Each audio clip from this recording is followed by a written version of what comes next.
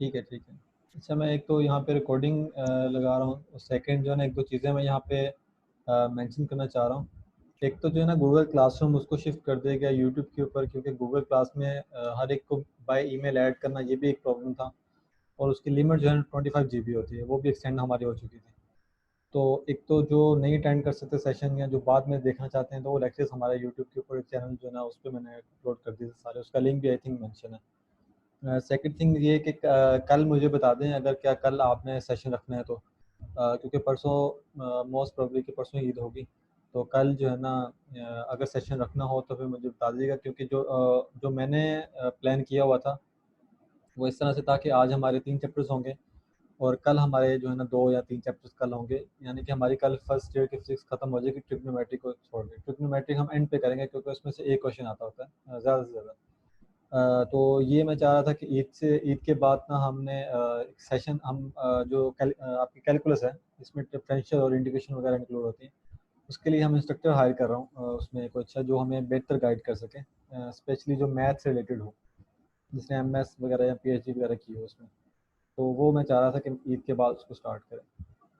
तो वो मुझे बता दीजिएगा अगर कल का सेशन करना है तो, अगर करना है तो फिर हम जो है ना 3 चैप्टर जो है ना कल हम फिनिश कर सकते हैं। अगर नहीं करना तो कोई मसला नहीं, फिर हम उसको ईद के बाद जो है ना, मतलब 3 डेज, ईद के जो 3 दिन है, फर्स्ट सेकेंड एंड 3 डेज के बाद फिर हम उसको 4th डे पे स्टार्ट करेंगे। वो आई थिंक ये समझ लें कि आप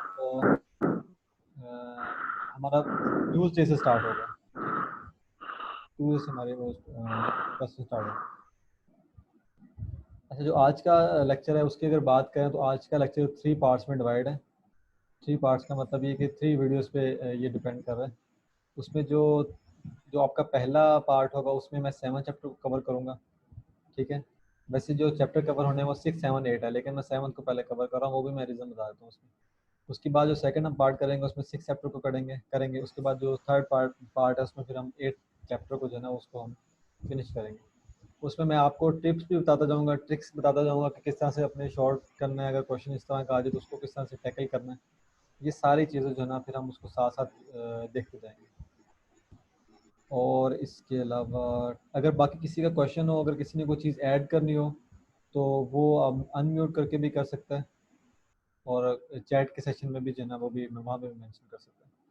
अच्छा जी, सबसे पहले अगर बात करें यहाँ पे परमुटेशंस की, कम्बिनेशंस की और प्रोबेबिलिटी की, सबसे पहले अगर हमारे पास बात आती है कि हमारे पास असल में जो है फ्रैक्शन नोटेशन एक फैक्टोरियल नोटेशन एक साइन होता है, क्योंकि वो उसका आपको पता होना चाहिए, जिसका आपको सिंपल था उसका अगर मैं यहाँ पे सिंबल शो करूँ, इस एक तो ये सिंबल होता है, और एक ये सिंबल, ये 2 सिंबल शो करते हैं। ठीक है, ये आपको अब यहाँ पे कंफर्म इस चीज़ का पता चल गया कि ये जो हमारे पास फैक्टोरियल होता है वो हमारे पास इस तरह के 2 सिंबल्स में शो कर रहे होते हैं। अच्छा, हमें क्वेश्चन अगर हम इसको यहाँ पे सपोज कर लें, यहाँ पे हम 5 डिजिट्स ले लेते हैं, 1 2 3 4 5 ले लेते हैं, अगर इसका प्रोडक्ट लेते हैं, प्रोडक्ट हम करते हैं तो 120 होता है। ठीक है, और वही अगर हम 5 फैक्टोरियल कर रहे हैं बाई साइन, तो उसका भी मतलब यही होता है कि वो 120 के इक्वल हमारे पास आ रहा है। ठीक है, उसको हम दो तरह से डिनोट कर सकते हैं, उस तरह से डिनोट कर लें फैक्टोरियल को, या फिर इस तरह से कर लें। ठीक है जी। अच्छा, अगर हम यहाँ पे, ये तो मैंने किसी नंबर की बात की, रियल नंबर की या पॉजिटिव इंटीजर की, यहाँ पे अगर मैं एन नंबर की बात करता हूँ, एन नंबर ऑफ इंटीजर का मैं फैक्टोरियल लेना चाहता हूँ, तो वो किसके इक्वल होता है? वो होता है N into N minus one का फैक्टोरियल। ठीक है, तो ये आपने इसके ये फार्मूलाज हैं, बस कुछ ये आपने याद रखने हैं। ये जो है ना मैं मेंशन यहाँ पे करता भी जाऊँगा, और ये आप लिखते भी जाएँ साथ, नोट्स बनाया तो ज़्यादा बेहतर है, क्योंकि मैंने भी बेसिकली कुछ पॉइंट्स को हाईलाइट किया हुआ है, तो वही पॉइंट्स में आके डिस्कस कर रहा हूँ, और वही पॉइंट्स में से आपके क्वेश्चन वगैरह जो है ना वही आ रहे होंगे। तो अगर नोट्स बना लेंगे साथ साथ, वो ज़्यादा आपके लिए बेहतर होंगे। अच्छा जी, आपको मैंने अच्छा, क्वेश्चन अब ये आता है कि ज़ीरो का जो होता है ना, वो उसकी परम्यूटेशन जो होती है वो कितनी होती है, यानी कि ज़ीरो का अगर फैक्टोरियल लेते हैं तो वो किसका आंसर क्या आता है? ठीक है, उसका आंसर 2 3 आता है या 0 आता है, तो उसका आंसर जो है वो 1 आता है, इसका पता होना चाहिए। या सम टाइम अगर फैक्टोरियल को अगर किसी और फॉर्म में लेना हो, लाइक अगर 5 फैक्टोरियल है, इसको अगर फर्दर ट्रांसफॉर्म करना हो, तो 5 डॉट 4 फैक्टोरियल। तो यहाँ पे जो डॉट का साइन है वो मल्टीप्लीकेशन को शो कर रहा है। अगर इसको मैं फर्दर करूँ तो फिर 5 डॉट 4 डॉट 3 फैक्टोरियल, इस तरह को मैं फर्दर जो है ना इसको मैं मुख्तलिफ तरह से मैं इसको डिनोट कर सकता हूँ। ठीक है, ये आपको चीज़ को पता होना चाहिए। अच्छा, अब मैं कुछ चीज़ें बता देता हूँ, यहाँ पे कुछ 3 4 पॉइंट्स हैं फैक्टोरियल के, इनका फैक्टोरियल इनके इक्वल होता या नहीं होता। जैसा कि यहाँ पे 2n है, 2n का अगर फैक्टोरियल मैं लूँ तो ये 2 का फैक्टोरियल और n का फैक्टोरियल इसके इक्वल होता है या नहीं होता, तो ये बिल्कुल गलत है, इसके इक्वल ये बिल्कुल नहीं होता। यहाँ पे मैं इस तरह से कह देता हूँ कि m n का जो स्क्वायर है इसका अंडर रूट, इसका मैं अगर इक्वल करूँ तो m का फैक्टोरियल और n का फैक्टोरियल इसके इक्वल होता है, तो ये भी गलत है। ठीक है, ये दोनों भी इक्वल नहीं होते। अच्छा, ये होते किसके इक्वल हैं? अगर मैं यहाँ पे बात करता हूँ 2n की, ठीक है, तो ये किसके इक्वल होता है? तो 2n जो होता है वो हमारे पास 2n into n minus one का फैक्टोरियल। ठीक है, इस तरह ये फार्मूला से कुछ है। यहाँ पे मैंने n की बात की थी कि n हमारे पास क्या होता है, n होता है ये इसके इक्वल होता है, n का जो फैक्टोरियल होता है। ठीक है, यहाँ पे हम अभी एग्जांपल करेंगे, एग्जांपल के बाद हम स्टार्ट करते हैं। अच्छा, फैक्टोरियल का बेसिकली मैंने यहाँ पे जो बताना चाह रहा था, ये जो मैंने थोड़ी सी बातें फर्दर ऐड की हैं वो सिर्फ माइंड के लिए की हैं कि आपको थोड़ा सा आइडिया हो जाए कि किस तरह के जो है ना फैक्टोरियल वो पूछ रहा होता है, कि किस तरह के फैक्टोरियल आ सकते हैं या फिर वो पूछ सकते हैं। ठीक है, यहाँ पे क्वेश्चन में उसने वही सारी बातें की हैं जो मैंने आपको यहाँ पे बताई कि वो किस किस तरह से कर सकता है, ये बाकी वही चीज़ें जो कि बहुत सिंपल है। 7.1 तो है ना कोई भी इजीली कर सकता है। अगर थोड़ा सा आप और अपने आप को स्मार्ट कर सके तो कैलकुलेटर का यूज़ ज़रूर करें, क्योंकि कैलकुलेटर पे आप परमुटेशन भी कर सकते हैं। ठीक है, आप कॉम्बिनेशन भी कर सकते हैं वहाँ पे, ठीक है, दोनों कर सकते हैं आप, जो है ना फैक्टोरियल भी है, ये सब चीज़ें आपको कैलकुलेटर पे इजीली कर सकते हैं। लेकिन यहाँ पे जो क्वेश्चन आता है ना, वो क्वेश्चन इस तरह से आता है क्योंकि उसने क्वेश्चन आपको सिंपल सा तो देना नहीं है। ठीक है, ना प्यास वाले बीएस में सिंपल सा क्वेश्चन देते हैं, ना उन्होंने एमएस में तो बिल्कुल भी नहीं देना। उन्होंने क्वेश्चन पे ट्विस्ट करके देना है। उसमें दो चीज़ें चेक करेंगे, एक चीज़ तो आपको चेक करेंगे कि इस पर्सन के अंदर थिंकिंग एबिलिटी किस तरह की है, क्वेश्चन सॉल्विंग का इसके अंदर स्किल है या नहीं है। ठीक है, क्वेश्चन को सीक्वेंस में लेके आना भी चीज़ होती है कि इसके अंदर पता चल जाए कि आपके पास एन क्या है या आर क्या है। सेकंड जो पॉइंट होता है वो ये देख रहे थे कि इस बंदे के पास नॉलेज है या नहीं है। नॉलेज में या फिर आपके फार्मूलाज आ जाते हैं, आपको फार्मूलाज वगैरह का पता होना चाहिए। तो 7.1 इतनी मुश्किल नहीं है, वो आपको सिंपल सी पता होना चाहिए। अच्छा, परमुटेशन जो है ना नेक्स्ट, इसका जो है ना बेसिक अगर इसको मैं डिफाइन करूँ तो इसको डिफाइन में ये कह देता हूँ कि ये प्रोसेस होता है अरेंजमेंट का। ठीक है, ये अरेंजमेंट का बेसिक इसको प्रोसेस को ना हम परमुटेशन कह रहे होते हैं। यहाँ पे अगर मैं बात करूँ कि सम चले एग्जांपल ले लेता हूँ, यहाँ पे मेरे पास जो है ना 1 2 3 है, इसकी कितनी अरेंजमेंट बन जाएंगी। ठीक है, तो यहाँ पे काइंडली ज़ूम कर दें इसे थोड़ा। ठीक है, मैं जूम कर देता हूँ। यहाँ पे इतना क्लियर है, मुझे बता दें। अच्छा, अगर मैं 1 2 3 की परमुटेशन या अरेंजमेंट बनाऊँ तो ये 1 2 3 बन जाएगी, एक 2 1 3 ये बन जाएगा, 1 3 2 ये बन जाएगा, मतलब टोटल नंबर ऑफ परमुटेशन इसके 6 बन जाएंगे। ठीक है, जो कि आप खुद भी इसको बना सकते हैं। अच्छा, इसी प्रोसेस को जो ना हम कह रहे होते हैं कि ये आपका अरेंजमेंट है या परमुटेशन। ठीक है, अब मैं डायरेक्ट आता हूँ मेन बात के ऊपर, सारी थ्योरी वगैरह को छोड़ के जो उसने एक्सप्लेनेशन दी हुई है जिसको पढ़ने की जरूरत वैसे भी है नहीं। यहाँ पे आपके फार्मूला जो है ना जो कि इंपॉर्टेंट है, जो आपको पता होना चाहिए, वो होता है NPR। ठीक है, और इसको अगर मैं फर्दर एक्सप्लेन करूँ किसके इक्वल होता है, एन का factorial divided by n minus r का फैक्टोरियल। ठीक है, अच्छा अब यहाँ पे ये चीज़ें क्या क्या गिवन है, n क्या है, r क्या है, ये सब चीज़ें क्या है यहाँ पे। सबसे पहले तो जो है ना आपको n का पता होना चाहिए। n आपके पास टोटल नंबर होते हैं। ठीक है, यहाँ पे लेट्स सपोज मैं कह देता हूँ कि यहाँ पे हमारे पास 6 डिफरेंट नंबर ऑफ फ्लैग्स हैं।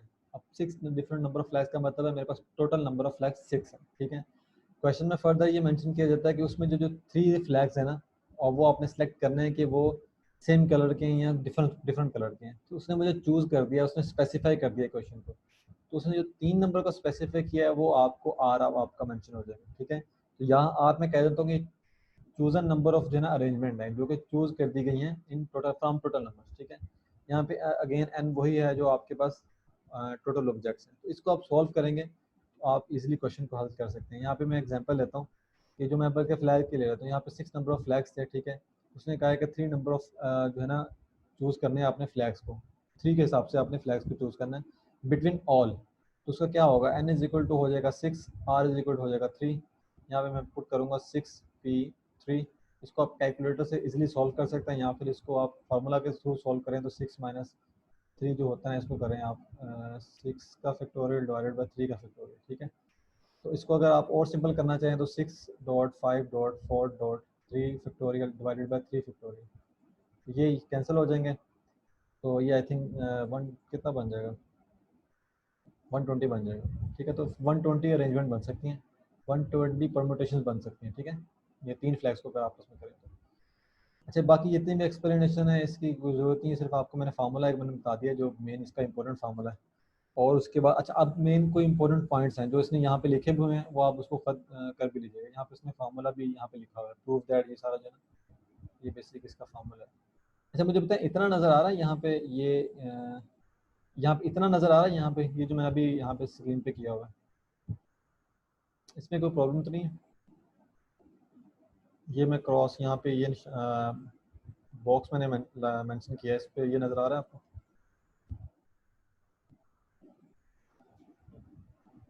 जी आ रहा है नजर। ठीक है जी, ओके ज़बरदस्त है। अच्छा अब ये मैंने फार्मूला आपको बता दिया, ठीक है, ये सिंपल सा फार्मूला है। अब आगे कुछ पॉइंट्स हैं, वो पॉइंट्स हैं हमारे पास टोटल नंबर पॉइंट्स 2 हैं, ठीक है। वो 2 पॉइंट्स क्या कहते हैं, सबसे पहले पहला पॉइंट है, पहला पॉइंट वो ये कहता है कि जो आपको आज मैंने बताया था कि उसने बता चूज़ कर दिया था कि मेरे पास 5 नंबर फ्लैग्स हैं और अपने 3 फ्लैग में से जो है ना प्रोबेबिलिटियाँ परमुटेशन बनानी है। वो अगर चूज़ ही नहीं करता है, वो ये कहता है कि आप 5 फ्लैग्स में से जो है ना वो बनाएं, उसके अंदर से आपने अरेंजमेंट बनानी है, ठीक है। तो इसका मतलब ये कि R is equal to n हो जाएगा।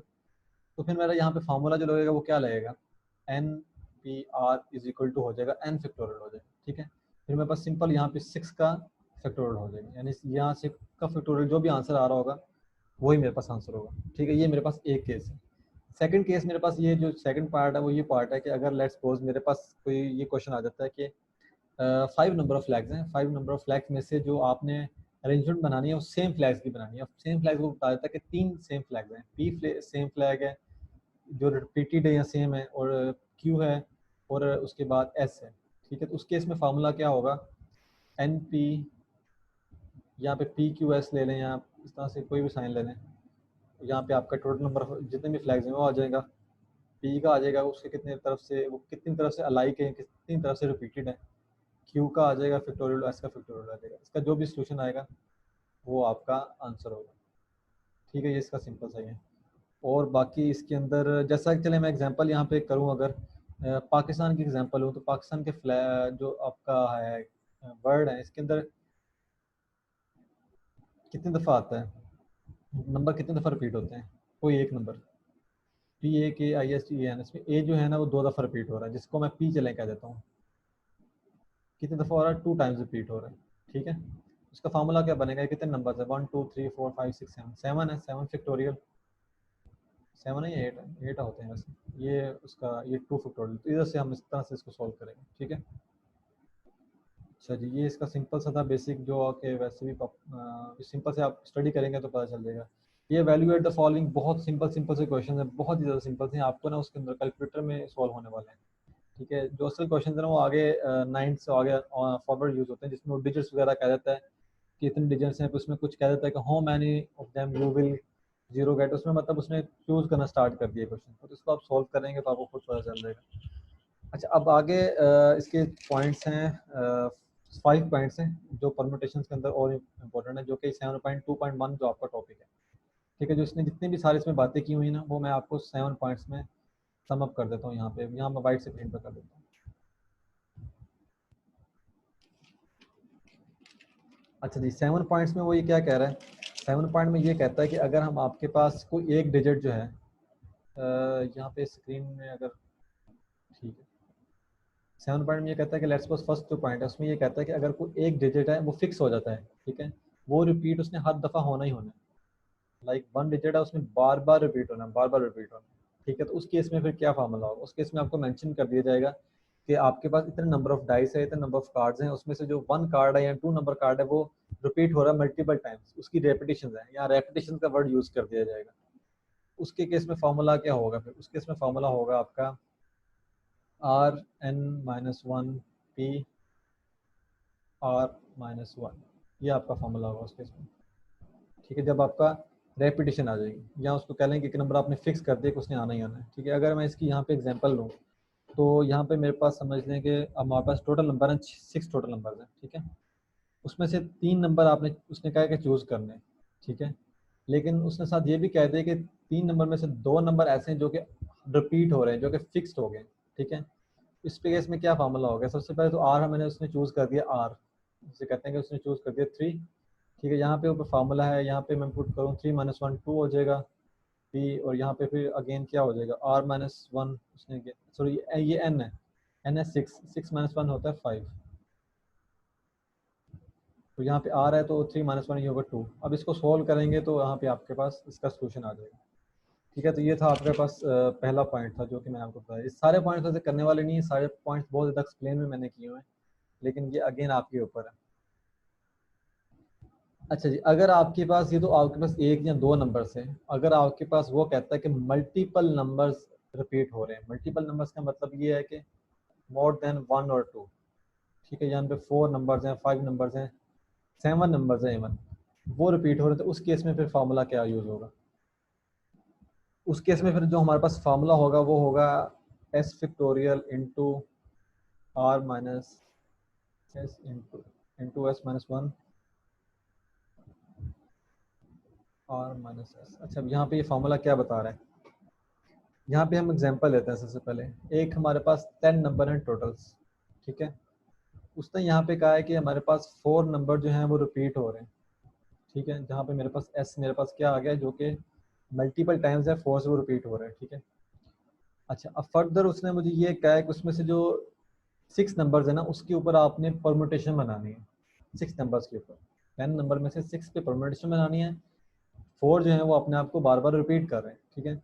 इस केस में फार्मूला क्या हम यूज़ करेंगे? यही फार्मूला यूज़ करेंगे। इसके अंदर अपने क्या लगाना है, 4 का फैक्टोरियल है इंटू आर हमारे पास 6 है, माइनस इंटू 4 माइनस 1 इंटू यहाँ पे 10 है, 10 माइनस 10 माइनस क्या है, यहाँ पे 4 है आपके पास जी, एस 4 है आपके पास। 10 माइनस 4 क्या होता है 6 पी, और यहाँ पे है हमारे पास 6 है, आर का 6 है और एस है 4, यहाँ पे 2 आ जाएगा।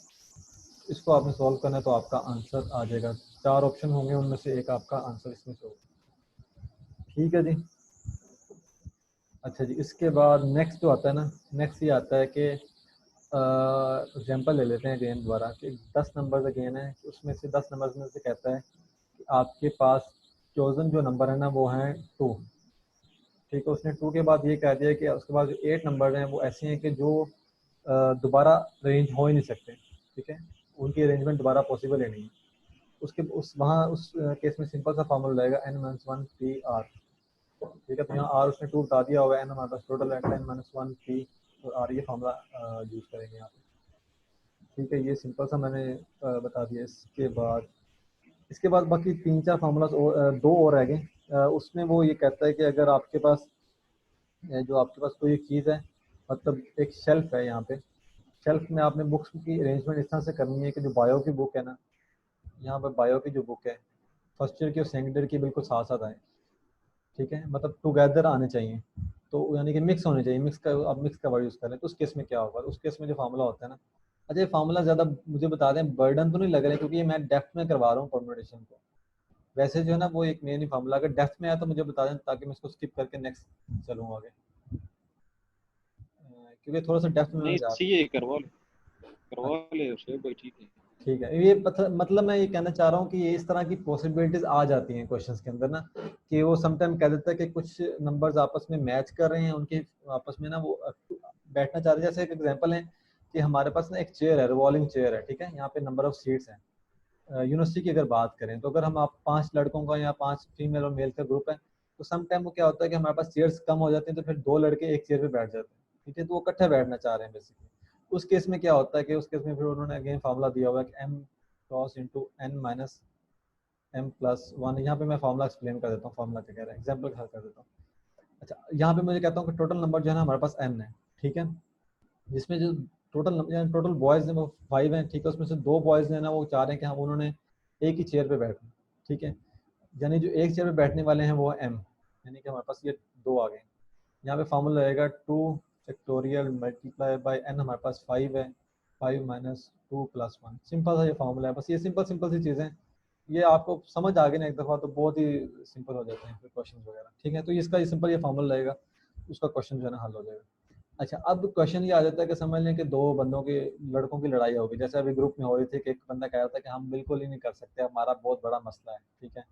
तो अगर उनको फिर हम सेपरेट करना है, अब उनको साथ नहीं हमने बैठाना, उस केस में क्या होता है कि सिर्फ आपने उस जो मैंने पिछला फार्मूला बताया उसमें सिर्फ एन का फैक्टोरियल आपने माइनस करना है उस फार्मूला में से। तो आपका वो प्रीवियस फार्मूला यही था, उसमें एम का फैक्टोरियल आपने माइनस करना है, तो आपका वो आ जाएगा कि वो पर्सन जो है ना वो नेक्स्ट टू ईच अदर बैठना ही नहीं चाहते, ठीक है, वो बंदे सेशन लेना नहीं चाहते, तो उनको हम नॉकआउट जो है ना कर सकते हैं बाय दिस फार्मूला। ठीक है, तो ये आपकी परम्यूटेशन यहाँ पे ख़त्म हो गया। इसके बाद सर्कुलर परम्यूटेशन है, वो ज़्यादातर आती नहीं होती है, लेकिन उसको फिर भी आप एक दफ़ा देख लें। सर्कुलर परम्यूटेशन का मैं बता देता हूँ ये वाली। उसमें सर्कुलर परम्यूटेशन में भी सिंपल से दो फार्मूलाज हैं। पहला फार्मूला आपने याद रखना n-1 का।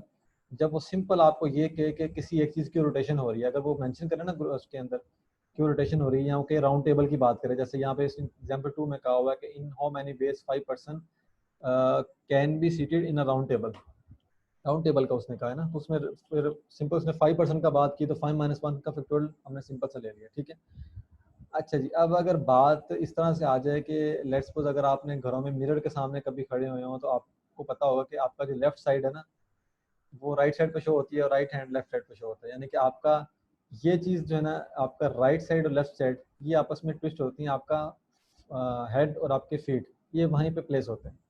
ठीक है, अगर इसका मैं फर्दर थोड़ा सा एक्सप्लेन करूँ क्लियरली, यहाँ पे 1, 4, 3 और 2 है। इसको अगर मैं मिरर के सामने रखूँगा तो 3 और 2 आपस में, मतलब 2 इस तरफ होगा, 3 इस तरफ होगा, 1 और 4 सेम होंगे। ठीक है, तो अगर इस तरह की रोटेशन आ जाती है, अगर इसको मैं थोड़ा और सिंप्लीफाई करूँ, तो मेरे पास अगर एंटी क्लॉकवाइज और क्लॉकवाइज में आ जाता है कि वो मुझे कहता है कि कोई एक केस था जिसमें एक रिंग थी, रिंग जो है ना वो पहले क्लॉकवाइज थी फिर एंटी क्लॉकवाइज होगी, तो उसमें फिर मुझे परम्यूटेशन करके बताएंगे किस तरह से। ठीक है, तो उसमें क्या होगा, आपने क्योंकि हाफ हो गई चीज़ें, हाफ हमारे पास फिक्स हैं, मैंने बताया था ना कि आपके पास 1, 2, 3, 4 था, ये दोनों चेंज हो गए थे, ये दोनों फिक्स रह गए थे, यानी हाफ चेंज हो गए थे, हाफ वैसे रह गए थे, तो हाफ n-1 का फैक्टोरियल। ठीक है, तो ये सिंपल सा फार्मूला लगने बहुत सिंपल है, इसमें फिर आपने n पुट करना है, लेकिन ये अगेन वो आते नहीं होते, फिर भी इसको देख लीजिएगा। तो अच्छा, इसका एक और जो फार्मूला है वो ये है कि अगर सारी चेंज हो जाएं रोटेशन के क्रॉस में, कि कोई भी सेम ना रहे, तो फिर ये आपने ये वाला फार्मूला बुक करना है NPR/R। ठीक है, R उसने चूज़ कर दिया होगा कि इतने जो है ना सारे वो चेंज हो रहे हैं इसमें से। ठीक है जी, बस ये सर्कुलर परम्यूटेशन है, ये यहाँ पे कवर होगी। इसमें से अगर कोई भी क्वेश्चन आ गया तो आई होप कि आप इसमें से क्लियर कर लेंगे। बाकी एग्जांपल वगैरह जो है ना आप इसको खुद थोड़ा से इसी के साथ करने की कोशिश कीजिएगा। नेक्स्ट मेरे पास कम्बिनेशन है। अच्छा, कम्बिनेशन से पहले ना इसका फार्मूला आप देख लें, ये इसका फार्मूला है, यहाँ पे मैं इसको ना लिख भी देता हूँ। NCR is equal to, simple था उसमें ना, जो पिछला हमारे पास फार्मूला था उसमें n का फैक्टोरियल हमने सिर्फ ऐड करना है, बाकी मेरे पास जो फार्मूला बिल्कुल वैसे का वैसे ही रहेगा। ठीक है जी, ये मेरे पास फार्मूला है इसके अंदर, किस केस में। अच्छा, इसके अंदर 2-3 पॉइंट्स हैं देखने वाले, वो मैं यहाँ पे मेंशन कर देता हूँ। लेट्स सपोज मुझे कहता है कि यहाँ पे मेरे पास जो आ रहा है वो ज़ीरो हो जाता है, यानी जो नंबर ऑफ चूजन 10 जो कार्ड्स है उसमें से वो मुझे ज़ीरो सिलेक्शन कार्ड करने के लिए कहता है। उसके लिए उस केस में क्या होगा कि n से ज़ीरो हो जाएगा, ज़ीरो का मतलब ये है कि इसका आंसर 1 आएगा। ठीक है, ये इस तरह का करके क्वेश्चन आपके पास आ जाए। अगर वो यहाँ पे 1 कहता है कि मेरे पास कोई एक कार्ड आपने एक चूज़ करना है, तो फिर इसका आंसर जो है ना NC1 का आंसर 1 हो जाएगा। ठीक है, कुछ प्रॉपर्टीज़ हैं इसकी अपनी, तो इसको आप ज़रा देख लीजिएगा। बाकी इसके अंदर जो है, ठीक है, बाकी इसके अंदर 1-2 पॉइंट्स हैं वो मैं आपको बता दूं कि जो किस तरह के क्वेश्चन आ सकते हैं, किस तरह के क्वेश्चंस के आने की पॉसिबिलिटी है। अच्छा, मुझे बताएं कि वाइट बोर्ड नज़र आ रहा है यहाँ पे?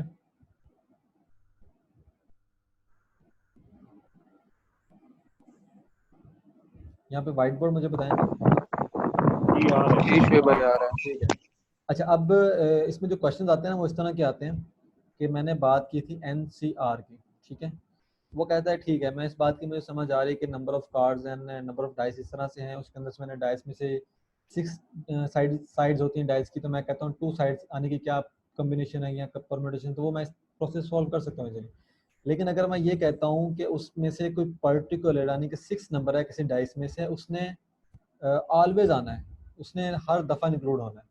ठीक है, यानी वो कहता है कि आपका डाइस है वो आप थ्रो करते हैं किसी जगह पे, तो उसमें से 6 नंबर जो है ना वो ऑलवेज रिपीट हो रहा है। उस केस में जो आपका फार्मूला होगा NCR-P होगा। ठीक है, यहाँ पे जो P है ना वो आपकी पर्टिकुलर थिंग की रेपिटेशन है। ठीक है, उसको जो फिक्स कर दिया हुआ है। लेकिन अगर वो कहता है कि वो जो आपका ये पर्टिकुलर आपका 6 नंबर है या कार्ड कोई भी कार्ड है, उसको नहीं आना चाहिए, उसको इसके अंदर इंक्लूड नहीं होना चाहिए, तो वो ही फार्मूला फिर आपका थोड़ा सा रिवर्स होकर N-P CR हो जाएगा। ये फार्मूला थोड़ा सा मैं उस तरह से राइटिंग क्योंकि नहीं सही लिख पा रहा हूँ, लेकिन आप इसको अपने ना नोटबुक पे साथ साथ लिख लेंगे तो आपको वहीं पे पता चल जाएगा फिर। अच्छा जी, ठीक है जी, ये आपका यहाँ पे हो गया। ये बस ये दो फार्मूलाज हैं इसके अंदर, ये अगर किसी पॉसिबिलिटी पड़े बने क्वेश्चंस की तो वो इस तरह की बन सकती है। अच्छा, अब यहाँ पे ना हम एक क्वेश्चन ले लेते हैं। यहाँ पे एक मेंबर हम क्लब की ले लेते हैं कि वहाँ पे एक, बल्कि एक क्वेश्चन आया भी हुआ है उसके अंदर।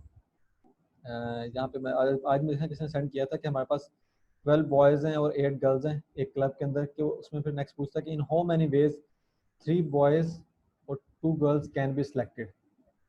ठीक है, अब सबसे पहले तो ये देख लेना कि बॉयज़ के अंदर में से टोटल नंबर ऑफ बॉयज़ कितने हैं 12, सिलेक्टेड कितने करने हैं हमने 3, नंबर ऑफ गर्ल्स में से हमारे पास टोटल कितनी 8, सिलेक्टेड कितनी करनी है 2। ठीक है, सिंपल सा क्या करना है, दोनों के आपस में कम्बिनेशन में आता है। अच्छा, कम्बिनेशन को थोड़ा सा समझने के लिए एक बात आपने रखनी याद कि कम्बिनेशन एक ग्रुप के फॉर्म में होता है। कम्बिनेशन एक मतलब पूरा कंबाइन होता है, पूरे ग्रुप का होता है। ठीक है, तो अब इसका सेपरेट कम्बिनेशन बनेगा, इसका सेपरेट बनेगा। ठीक है, अब जब इन दोनों का सेपरेट कम्बिनेशन बनेगा तो उनको आपस में सिर्फ मल्टीप्लाई करना है, 220 बन जाता है और ये आई थिंक 28 समथिंग बनता है। उसको आप करने का तो 6160 हो जाएगा इसका आंसर। ठीक है, तो इस तरह का अगर क्वेश्चन आता है तो आपने इसको इस तरह से करना है। अच्छा जी, इसके बाद कम्बिनेशन, अच्छा ज्योमेट्री के केस में कम्बिनेशन की कुछ टाइप्स होती हैं, यानी कि अगर वो ये आपका सारा होगा इस तरफ, वही बाकी एक 7.4 आपका वो है। प्रोबेबिलिटी से पहले यहाँ पे क्वेश्चन यहाँ पे ब्रेकर में नहीं है, ये कम्प्लीमेंट्री कम्बिनेशन। ठीक है, अच्छा कम्बिनेशन में समटाइम वो पूछ लेते हैं कि आपके पास एक डायगोनल है। ठीक है, उसने कहना है कि डायगोनल जो है ना उसकी एन साइडेड जो है ना वो आपने इस तरह से फाइंड करनी है। ठीक है, तो वो आप किस तरह से करेंगे। अब डायगोनल जो है ना वो उसका यहाँ पे एक सिंपल सा फॉर्मूला है NC2 - N। ठीक है, इस ये सिर्फ फार्मूला जहाँ पे एन साइडेड उसने दिए होंगे, C2 और -N ये आप करेंगे तो डायगोनल का वो आ जाएगी वैल्यू। इसका डायगोनल का मुझे इतना नहीं पता, मुझे ट्राइंगल का है आइडिया। ट्राइंगल की 3 साइड्स होती हैं, तो उसमें उसने सिंपल सा जो फार्मूला ट्राइंगल के केस में लगना है, उसने कहना है कि इसकी साइड्स के ऊपर आप कम्बिनेशन बनाएं, तो कम्बिनेशन फिर NC3 बनाएंगे, या फिर उसकी 3 साइड्स होती हैं। ठीक है, तो उसके केस में आपने ये 3 साइड वाला फार्मूला यूज़ करना है। ठीक है, बस इसके अंदर। अच्छा, अगर लाइंस के केस में कहते हैं ना, क्योंकि लाइन जो होती है ना आपकी वो कहता है कि आपके पास नंबर ऑफ जो पॉइंट्स है ना, यहाँ पे एक सेकंड में यहाँ पर ना वाइट बोर्ड पे करता हूँ। यहाँ पे मेरे पास हैं ये 6 पॉइंट्स हैं। ठीक है, मुझे यहाँ पे 6 पॉइंट्स पे कहता है कि इसके ऊपर लाइंस की कम्बिनेशन बनाएंगे, कितने लाइंस बन सकती हैं। ठीक है, अगर मैं इसको ज्वाइन करूँ सब लाइंस को आपस में, तो यहाँ पे मुझे वैसे भी पता चल जाएगा कि इस लाइन की कम्बिनेशन कितनी बन सकती है।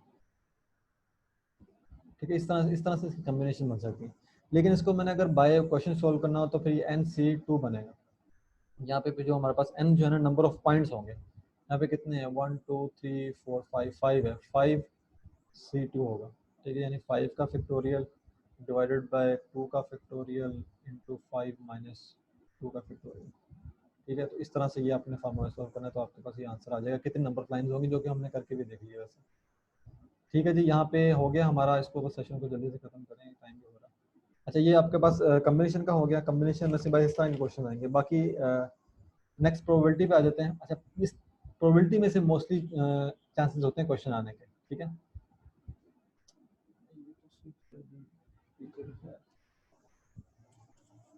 नहीं पॉइंट्स लेने ना उसमें, 6 साइडेड फिगर, साइड नहीं लेने। ये मैं अच्छा, ये साइड और पॉइंट्स में डिफरेंस है। अगर आपने साइड की बात करनी है ना तो फिर आप वो दूसरा फार्मूला यूज़ करेंगे कि वो साइड किसकी बात कर रहा है, पॉलीगॉन की बात कर रहा है, ट्राइंगल की बात कर रहा है, किसकी बात कर रहा है, फिर उस हिसाब से आपने साइड साइड चूज़ करनी है। लेकिन वो अगर लाइन की स्पेसिफिकली बात करें ना, अब एक लाइन में 2 पॉइंट्स होते हैं। ठीक है, तो उस हिसाब से मैंने क्या किया था पहला, यहाँ पे देखिए मैंने ये फार्मूला यूज़ किया है NC2 का, क्योंकि एक लाइन में 2 पॉइंट्स होते हैं। अगर ये लाइन ड्रॉ की, इसका ये स्टार्टिंग पॉइंट है, ये एंड पॉइंट है। ठीक है, तो अगर यहाँ पे वो कहता है कि इतने नंबर ऑफ पॉइंट्स हैं, वो n नंबर ऑफ पॉइंट्स हो जाएंगे मेरे पास। ठीक है, तो वो कहता है कि n नंबर ऑफ पॉइंट्स में से मुझे बताएं कितनी लाइन बन जाएंगे, बन सकती हैं। तो ये मैं फार्मूला फिर यूज़ करूँगा यहाँ पे। अच्छा जी, उसके बाद मैं ये हो गया क्लियर, अगर नहीं हुआ तो मुझे बता दें। शोएब बच्चे, इसमें एक क्वेश्चन है मेरा। जी जी, अच्छा, इसमें n की वैल्यू हम कैसे फाइंड करेंगे? वो n आपको गिवन करेगा ना कि इतने नंबर ऑफ पॉइंट्स हैं, इसके ऊपर आपने नंबर ऑफ लाइंस फाइंड करनी है, कितनी नंबर ऑफ लाइंस हैं। ठीक है। हाँ, वो कॉम्बिनेशन पूछेगा ना कि लाइंस का कॉम्बिनेशन कितना होगा इसका। तो आपने सिंपल सा NC2 का फॉर्मूला लगाना है। बेसिकली क्या होता है कि ये वो करता है ज्योमेट्री के केस में, क्योंकि ज्योमेट्री केस में हम डायगोनल की, पॉलीगॉन की, साइडेड्स की बात कर रहे होते हैं ना, तो उस केस में फिर हम वो ये फॉर्मूला दो तीन यूज करते हैं। लेकिन ये मोस्टली आते नहीं होते, ये मैं वैसे ही बात कर रहा हूँ कि अगर सपोज आ जाए, लेकिन कोई पता नहीं है। ज़्यादा जो क्वेश्चन आए हुए हैं ना पैस के अंदर, वही प्रोबेबिलिटी के अंदर से आए हुए हैं, यहाँ से प्रोबेबिलिटी फाइंड करनी है उसका मैं यहाँ पे मैं ना ठीक है। जी मैं इसके यहाँ पे मेंशन कर देता हूँ फॉर्मूला। लेट्स सपोज हमारे पास एक ही प्रोबेबिलिटी है, वो फाइंड करनी है, ठीक है, कोई भी है, उसमें n into A divided by n into S. अच्छा अब यहाँ पे n और यहाँ पे a क्या है, यहाँ पे ये दोनों चीज़ों का आपको पता होना चाहिए। सबसे पहले जो है ना यहाँ पे ना एग्जांपल ले लेते हैं। यहाँ पे ना हमारे पास एक कॉइन है, ठीक है, जिसकी सैंपल्स के कितने हैं यहाँ पे, बेसिकली इसको मैं सैंपल कह रहा हूँ। यहाँ तो उसका चांसेस है हेड आने का, या फिर उसका टेल आने का चांसेस। ठीक है, हो गया, ये हमारे पास सिंपल सी जो मेरी बात यहाँ पे समझ आ रही है। अच्छा यहाँ पे मुझे कोई कहता है ड्यूरिंग मैच के मुझे मैंने प्रोबेबिलिटी फाइंड करनी है कि टेल आए, ठीक है। अब टेल पे उसने सारी अपनी कम्बिनेशन बनाया हुआ है। अब टेल का कितना A1 नंबर है, यहाँ पे हेड और टेल ये 2 नंबर्स हैं, तो 1 डिवाइडेड बाई 2 हो जाएगा, ये हो जाएगा 0.5, यानी उसके 50% चांसेस है। ये वैसे भी हमें पता चल जाएगा कि 50% चांसेस है कि उसका टेल आए, या 50% चांसेस हैं कि उसका टेल ना आए। अच्छा अब मैं एक और एग्जांपल ले लेते हैं, यहाँ पे डाइस के ले लेते हैं। डाइस की ये है कि यहाँ पे नंबर ऑफ डिजिट्स हमारे पास 6 होते हैं, ठीक है, हमें पता है उसके अंदर, यानी अगर सैंपल्स की हम काउंटिंग करें तो हमारे सैंपल्स की काउंटिंग होती है 6, ठीक है, 1 2 3 4 5 6। अच्छा अब वो ये क्वेश्चन ये कहता है कि कितने चांसेस होंगे कि जो मेरा नंबर है ना, जो डाइस का नंबर है, वो ग्रेटर देन 3 आए, 3 से नीचे ना आए, 3 से नीचे मुझे इतनी चाहिए। अब यहाँ पे जो n ऑफ a है ना, वो मुझे पता चल गया वो क्या है, 4 है, 5 है और 6 है, यानी कि वो मेरे पास 3 है। तो यहाँ पे जो फॉर्मूला होगा 3 डिवाइडेड बाय 6 होगा, ठीक है। तो इसके ऊपर जब हम सॉल्व करेंगे तो 1/2, अगेन ये 50% है क्योंकि हाफ हो गया ना वैसे भी। चलें इसको ऐसे करें, ये मैंने उस केस 3 के केस में लिया, आप इसको करें 2 के केस में ले लें। अच्छा सॉरी, मैंने इसको 3 ग्रेटर देन इक्वल दोनों लिया है। अगर वो सिंपल कहे ना कि इसको आपने 4 से करें, लार्जर करें, तो फिर 2 रह जाते हैं पीछे, तो फिर 2 डिवाइडेड बाई 6 करेंगे तो उसका क्वेश्चन थोड़ा सा 6.6 इस तरह से कुछ आ रहा होगा ना। अच्छा जी, अच्छा प्रोबेबिलिटी का ना आपने 2 पॉइंट्स इसके वो याद रखने हैं कि प्रोबेबिलिटी कभी भी एक तो नेगेटिव नहीं हो सकती, मेन पहली जो बात है, और दूसरी जो पॉइंट की है इसमें, इसके अंदर के वो जो है ना, इसके अंदर ये जो है 1 और 0, इसके दरम्यान में हमेशा आपके पास प्रोबेबिलिटी लाई कर रही होगी, ठीक है। अच्छा उसके बाद जो है ना कुछ इम्पॉसिबल इवेंट्स होते हैं, लाइक क्वेश्चन में आपको कहा जाता है कि जी ये 5 है, इसकी प्रोबेबिलिटी फाइंड करके बताओ। ये हमारे पास रियल नंबर नहीं है, ये इम्पॉसिबल इवेंट्स है जिसके अंदर हम इसकी नहीं फाइंड कर सकते। इसके अंदर कम्प्लेक्स नंबर कहते हैं, या फिर आपको थीटा कह दें, या फिर उसको कह दें कि एक इंटीजर है जी, उसकी फाइंड करके बताओ। इस तरह की जो चीज़ें ना उसके अंदर फिर हम इम्पॉसिबल इवेंट्स होते हैं, इसके अंदर हमारे पास प्रोबेबिलिटी 0 आ रही होती है, ठीक है। अच्छा कुछ इवेंट्स होते हैं शॉर्ट इवेंट होते हैं कि उन्होंने होना ही होना होता है। जैसा कि आपको पता है कि 0 के बाद 1 ने आना होता है, 1 के बाद, इस तरह के एक सीजन सीक्वेंस होता है, ठीक है। उसके अंदर जो हमारे पास आपने, अगर वो क्वेश्चन में गिवन होगा बेसिकली कि जो कंफर्म इवेंट्स अकरेंस होने हैं बार बार, उस केस में जो आपकी प्रोबेबिलिटी होती है वो 1। इम्पॉसिबल भाई, इम्पॉसिबल इवेंट्स के बारे में थोड़ा दोबारा बता दें। अच्छा इम्पॉसिबल इवेंट ये होता है कि मेरे पास ना एक फील्ड है, मेरे पास एक क्वेश्चन वो देता है कि यहाँ पे मेरे पास एक चार्ज है, ठीक है, वो यहाँ पे मूव कर रहा है, ठीक है। यहाँ पे कितने परसेंट चांसेस है कि मेरे पास जो क्यू चार्ज है ना इस वायर से बाहर निकल आएगा, या इसकी कितने परसेंट प्रोबेबिलिटी है कि चार्ज क्यू से बाहर चला जाए। अब यहाँ पे मुझे पी ऑफ क्यू की प्रोबेबिलिटी फाइंड करनी है, जो कि मेरे पास इम्पॉसिबल इवेंट है, एक इम्पॉसिबल जो है ना ये इवेंट है। तो यहाँ पे मैं मिस की जो है ना वो चार्ज का जो नहीं फाइंड कर सकता, क्योंकि इसमें हमें पता नहीं होता है कितने नंबर ऑफ चार्जेस फ्लो कर रहे हैं और कितने नंबर ऑफ चार्जेस एक वायर में कर रहे होते हैं। ये वो चीज़ें जो कि हमें रियल टाइम ड्यूरिंग इंस्ट्रूमेंट हम चेक कर सकते हैं, लाइक इंस्ट्रूमेंट हमारे पास होते हैं रियल टाइम के अंदर, वोल्ट मीटर और एम मीटर और इस तरह के मीटर्स होते हैं जिसके ऊपर आप चार्जेस वगैरह की करंट की रेशियो फाइंड करते हैं। ये हो गया क्लियर ये पॉइंट? जी हो गए। अच्छा अच्छा जी, बस ये यहाँ पे चैप्टर आपका ये इसमें प्रोबेबिलिटी में ख़त्म है, और इसके अंदर बस लास्ट में कुछ चीज़ें हैं वो मैं आपको ना बता देता हूँ कि वो आपने लाजमी करनी है इसके अंदर। अच्छा सबसे पहले जो ना एक चीज़, एक तो फार्मूला ये है पी ऑफ ए, इसको आप नोट कर लें साथ साथ ही, 1 माइनस पी ऑफ ए बार। अच्छा यहाँ पे पी ऑफ ए वो है जो एक चीज़ है जिसने अकर होना है अगेन एंड अगेन, ठीक है। और यहाँ पे पी ऑफ ए ऑफ बार वो है जिसने अकर नेवर, जिसने कभी अकर, जिसकी कभी अकरेंस के चांसेस नहीं है, ठीक है। तो अगर आपको वो क्वेश्चन पूछ लेता है कि एक आपने फाइंड वैल्यू करनी है जिसकी अकरेंस के चार्ज बिल्कुल चांसेस नहीं है, और एक वैल्यू जिसके इसके चांसेस हैं, उसमें से फिर आप इसको इस क्वेश्चन के थ्रू सॉल्व करेंगे। इसका मुझे एग्जैक्टली नहीं पता कि इसके किस तरह से एग्जांपल दे सकते हैं, लेकिन ये मैंने देखा था ई कैट के अंदर इस तरह का क्वेश्चन एक आया हुआ था। अच्छा, बाकी एक जो क्वेश्चन मेन इंपॉर्टेंट है, अगर यहाँ पे एग्जांपल उसी तरह हो सकती है, इसकी एग्जांपल वही हो सकती है कि जिस तरह डाइस की हमने बात की थी, तो हमने कहा था कि 5-6 एकड़ होंगे, तो वहां पे प्रोबेबिलिटी हम निकालेंगे कि जो अकर नहीं हो रहा है, फिर ये फार्मूला लगाएंगे। एग्जैक्टली ये बिल्कुल ये बात उन्होंने सही की है। अच्छा, वो मेरे पास एक होता है डाइस के बाद 7 नंबर की बात करूं, जो कि मेरे पास कभी भी रेफरेंस में नहीं आ सकता डाइस के अंदर ना, तो उसको मैं यहाँ पे ले सकता हूँ, और बाकी जितने नंबर ऑफ अकरेंस हैं वो है 6, उनको मैं फिर काउंट करके इस तरह से कर सकता हूँ। ये बिल्कुल एग्जाम्पल वैलिड है, ये इसको आप काउंट कर लेना।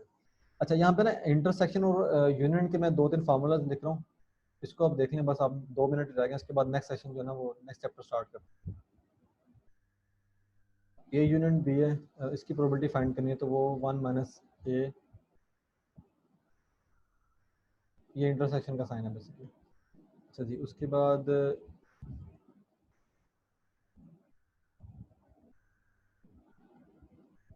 ये बेसिकली हैं तो बहुत सिंपल, ये आप खुद भी बल्कि कर सकते हैं। ये कुछ कॉम्बिनेशन के फार्मूलाज हैं, बस ये क्लास में एक पी ऑफ ए का is equal to p into, ये समझ आ रही है जो मैं राइट कर रहा हूँ? यहाँ पे ए बार है, यहाँ पे बार नहीं, यहाँ पे बार है, तो ये 3 हैं फार्मूला, इसको देख लीजिएगा। बस ये बाकी चैप्टर आपका हो खत्म है, इसके बाद और कुछ शेख भाई, इसमें वो डिपेंडेंट और इंडिपेंडेंट वाला भी जिक्र होता है, वो भी थोड़ा अगर गाइड करते हैं तो। डिपेंडेंट और इंडिपेंडेंट कौन सा प्रोबेबिलिटी में? जी, प्रोबेबिलिटी में जिक्र होता है। वो मैंने बाद एक सेकंड, वो रिपीटेड के केस में आई थिंक होता है।